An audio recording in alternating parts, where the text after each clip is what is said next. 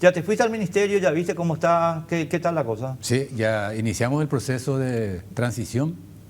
Nos fuimos con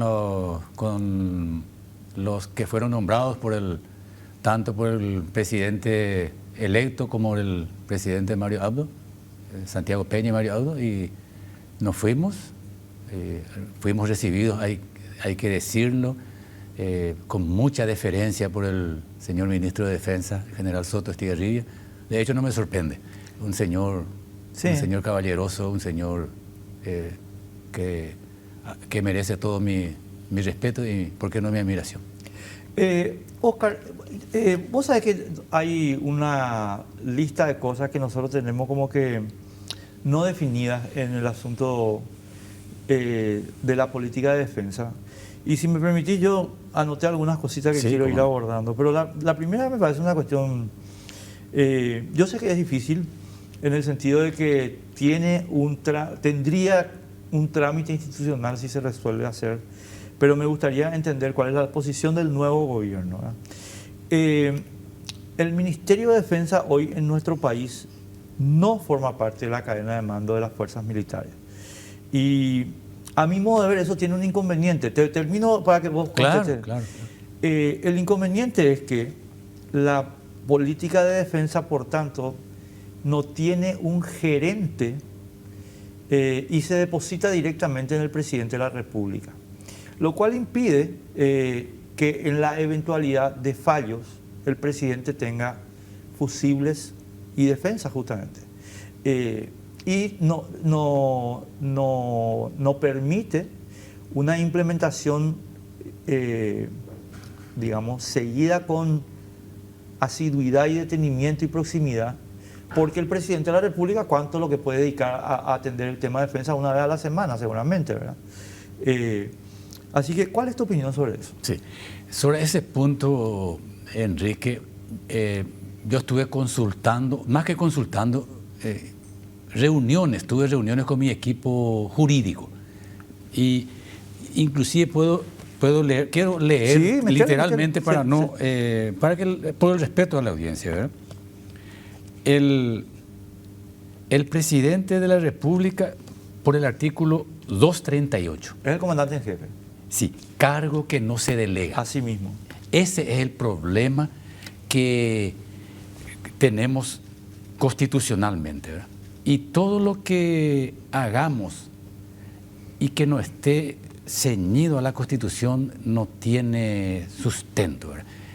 Y inclusive hay otras instituciones como las Fuerzas Armadas que sí literalmente establece la Constitución que sí debe estar jerárquicamente subordinada al ministro del ramo, ¿verdad? O sea, el tema policía, sí. Artículo 175. Sí, artículo 175. Entonces, ahora, doctrinariamente, institucionalmente, yo veo esto, Enrique, no tengo la preocupación que vos tenés. ¿Por qué? Porque el ministro de Defensa tiene dos grandes funciones. La primera, ya lo dijiste muy bien, la política de defensa, ¿verdad? Con el Consejo de Defensa Nacional se arman comisiones y se establece la política de defensa.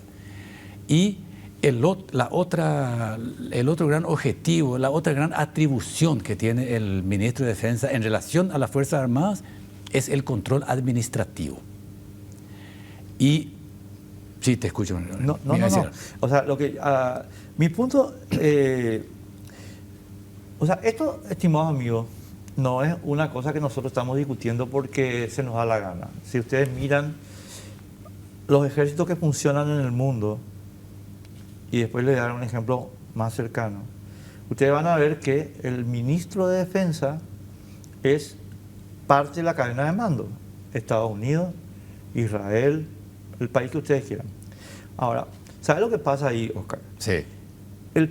Santi Peña, a partir del 15 de agosto, él va a ser el comandante en jefe de las Fuerzas Armadas y no va a poder delegar. No. Por lo que acabas de leer. Sí. Pero el tiempo de atención que él puede dedicar físicamente a eso está constreñido al prorrateo con otros asuntos de Estado. Sí. Entonces se encontró en nuestro país una fórmula sui generis, y es que los jueves, era el día tradicional antes, el presidente despacha como comandante. Sí. Y todo bien. Lo que pasa es que no hay solo jueves, hay lunes, martes, miércoles, jueves, viernes, sábado y domingo en defensa. Y esos días, yo lo estoy explicando en términos muy coloquiales, los problemas de defensa continúan.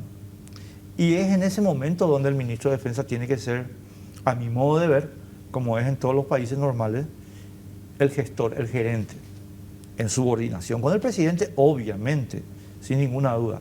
Y te termino con este ejemplo. ¿Cómo era Paraguay en la guerra del Chaco, estimado mío?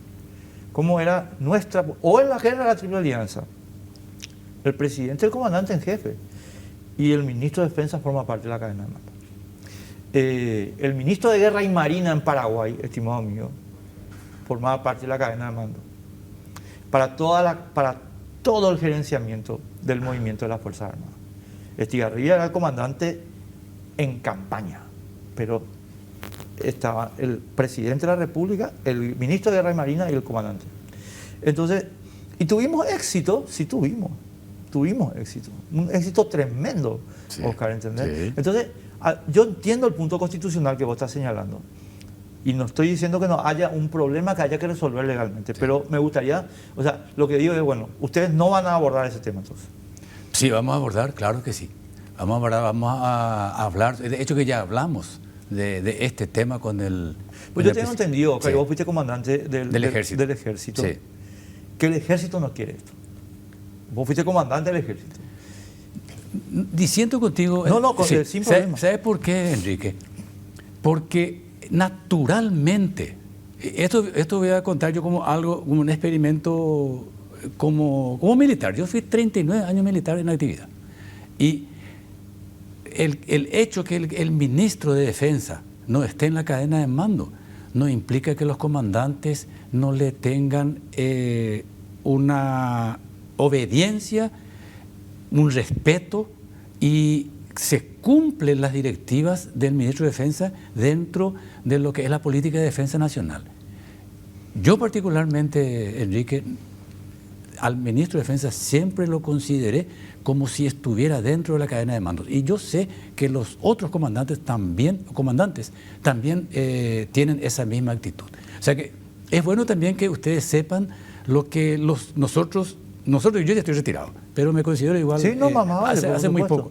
Entonces, porque, y te digo así, a lo mejor un ministro de Defensa no debería de ser así tan claro, ¿verdad?